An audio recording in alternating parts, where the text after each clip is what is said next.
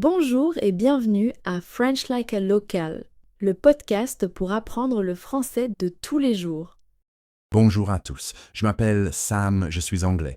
Et aujourd'hui, on parle d'un sujet très important, comment exprimer ses émotions et ses opinions en français. Parce que savoir dire bonjour et commander un café, c'est bien. Mais savoir dire comment on se sent vraiment, c'est ça qui crée les vraies connexions. Les émotions, les sentiments, les opinions, c'est le vocabulaire qui rend les conversations vivantes. Aujourd'hui, on apprend à le dire simplement, naturellement et avec les bonnes nuances. C'est parti. Bonjour Sam. Ça va? Bonjour Camille. Oui. Enfin, pas vraiment. Je suis un peu stressé ce matin. Ah bon, qu'est-ce qui se passe? J'ai une grande réunion aujourd'hui avec mon client et je dois la faire en français. Je suis assez nerveux.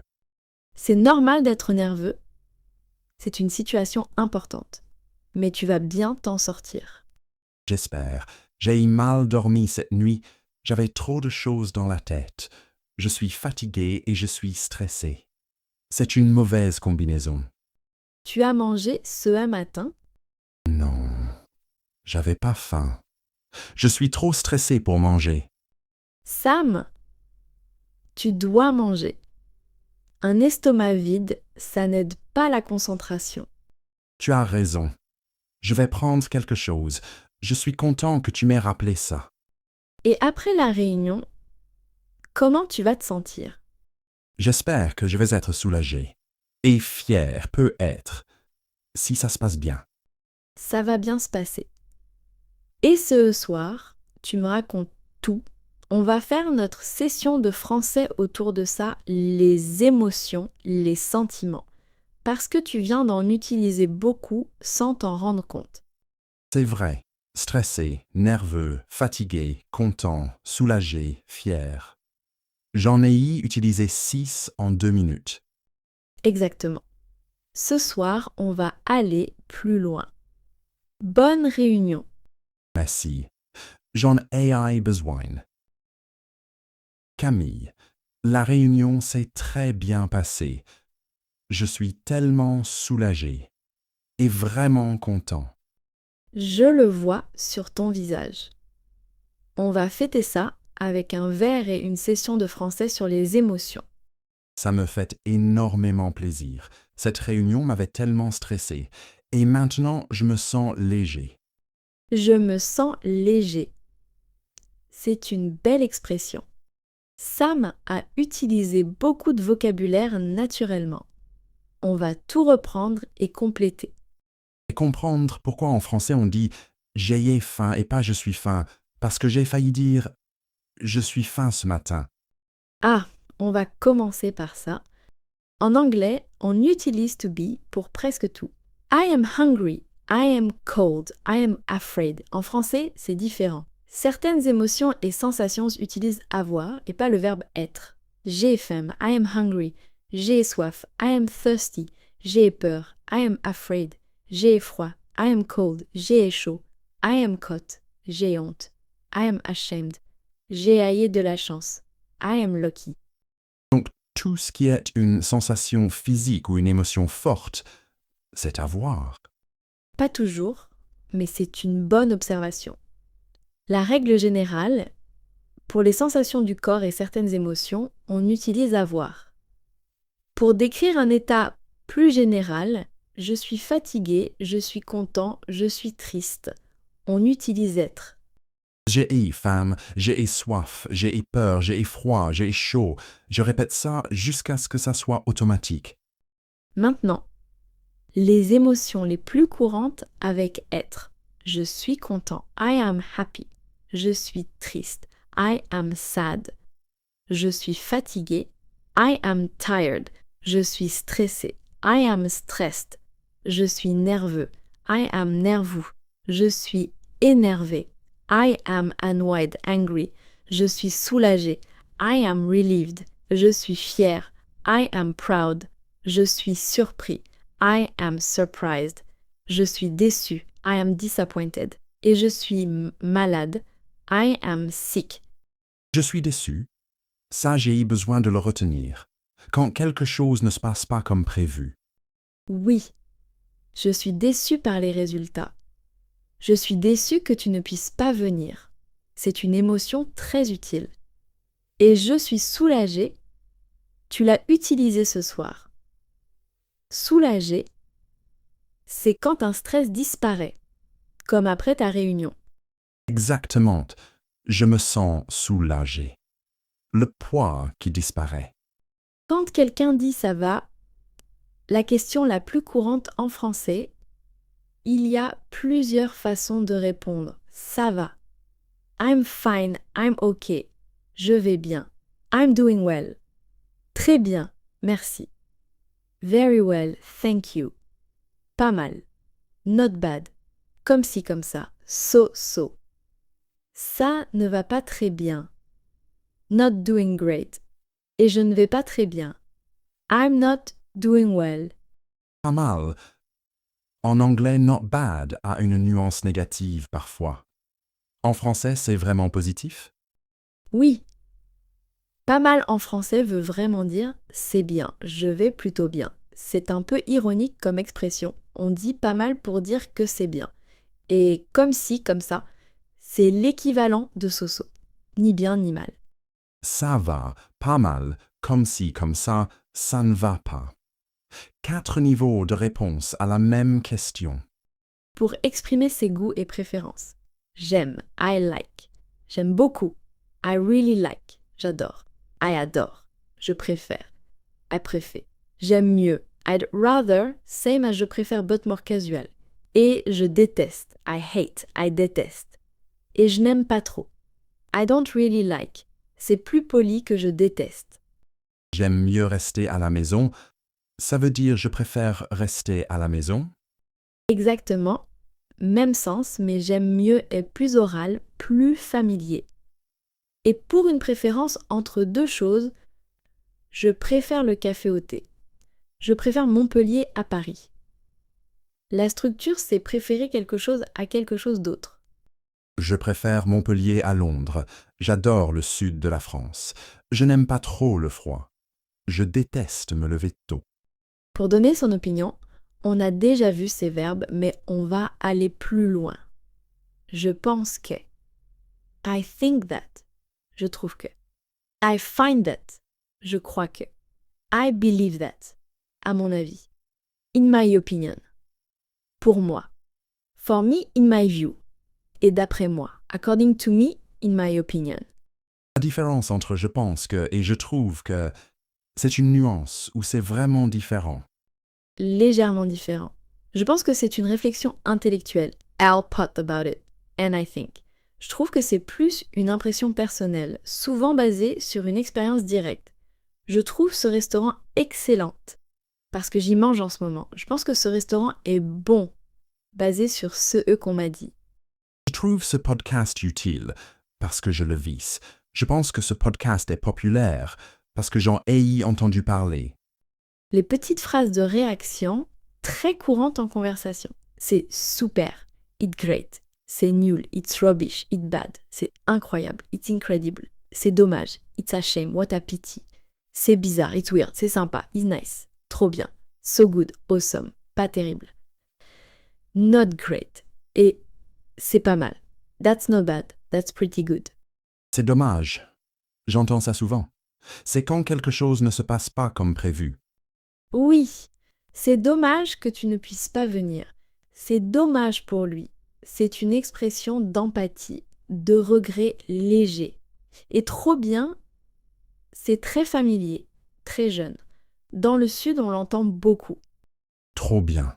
C'est super. C'est dommage. C'est nul. Maintenant, les constructions très naturelles avec me.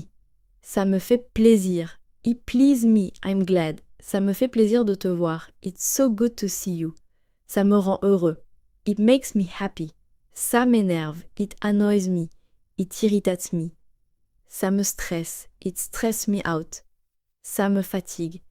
It tire me out. Ça me manque. I miss it. Ça me manque. C'est une construction différente de l'anglais, non? En anglais, on dit I miss it, pas it miss me. Exactement. C'est l'un des points les plus délicats du français pour les anglophones.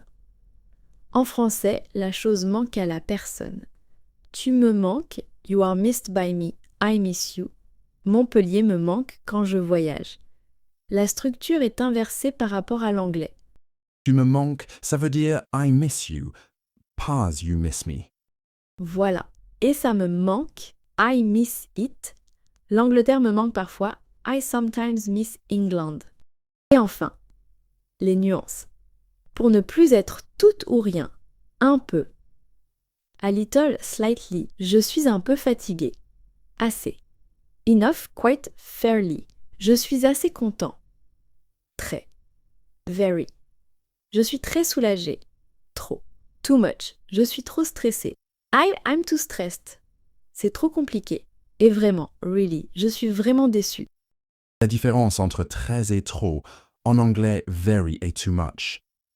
En français, c'est pareil. Même distinction. Très intensifie positivement ou neutralement. Je suis très contente. I'm very happy. Trop implique un excès, quelque chose de négatif. Je suis trop stressée. I'm too stressed. It's a problem. Mais dans la langue familière des jeunes, trop s'utilise aussi comme très. Trop bien. Trop cool. Donc, trop bien, c'est du langage familier pour dire très bien. Exactement. C'est trop familier pour une situation professionnelle, mais entre amis, c'est très naturel. Alors Sam, décris-moi exactement comment tu t'es senti aujourd'hui, depuis ce matin jusqu'à maintenant. Utilise le maximum de vocabulaire qu'on vient d'apprendre. D'accord. Ce matin, je me suis réveillé et j'étais très stressé. Non, trop stressé.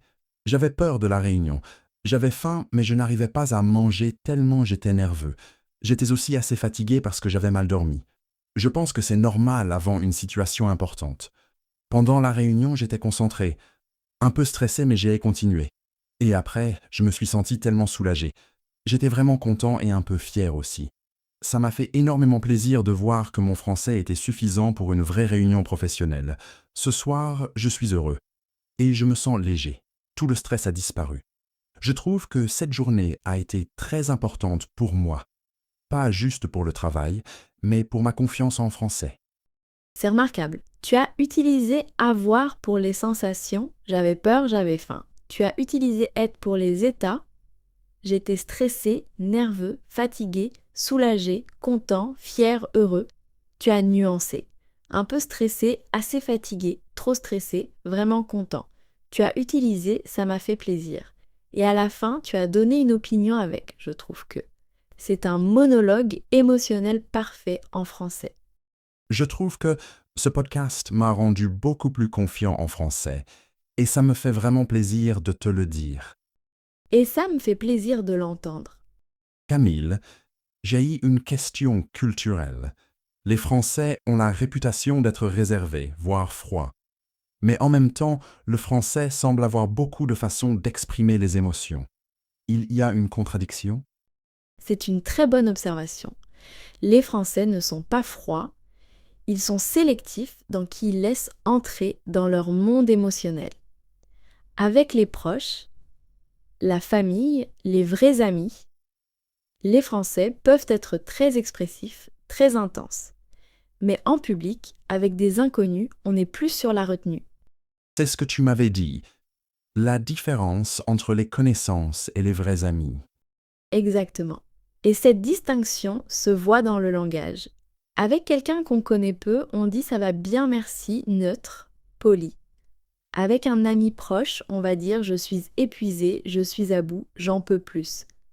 L'intensité émotionnelle est réservée au cercle de confiance. Et ça m'énerve, ça me stresse, ça me fatigue.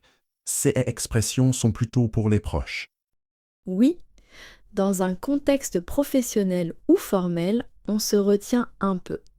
On dit « ça me pose problème ». Je suis préoccupé.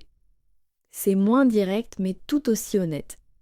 Et dans la vie quotidienne avec les amis, ça m'énerve, j'en ai marre, je suis à bout.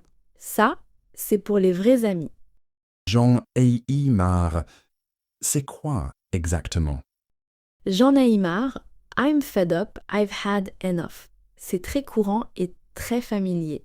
J'en ai marre du mauvais temps. J'en ai marre de cette situation. Et encore plus fort, j'en ai ras-le-bol. Même sens, mais encore plus intense. J'en ai marre, j'en ai ras le bol. These expressions ont une vraie énergie émotionnelle. C'est exactement pourquoi le français est une belle langue pour les émotions. Il y a des expressions qui captent exactement ce qu'on ressent. Pas juste la définition, mais le sentiment. Alors Sam, un épisode très personnel aujourd'hui. Oui, parce que CN n'était pas juste du vocabulaire, c'est vraiment ce que j'ai ressenti aujourd'hui. Et pouvoir le dire en français, ça change quelque chose. Ça change quoi? Je me sens moins étranger. Quand je peux exprimer mes émotions dans une autre langue, pas juste les faits, pas juste les informations, mais vraiment ce que je ressens, je me sens moins seul dans cette ville. C'est la vraie raison pour laquelle on apprend une langue. Pas pour commander un café, pour se connecter vraiment avec les autres. Exactement. Et la prochaine session? On va faire une randonnée. Oh super. Je n'ai jamais fait de randonnée ici. Tu vas voir, c'est génial, c'est très joli et il y a beaucoup de chemins de randonnée dans les villages autour de Montpellier. Je suis pressé de découvrir ça alors. Merci d'avoir écouté French Like a Local. Si vous avez aimé cet épisode, n'oubliez pas de mettre un like et abonnez-vous pour ne pas manquer la suite. À bientôt. À bientôt.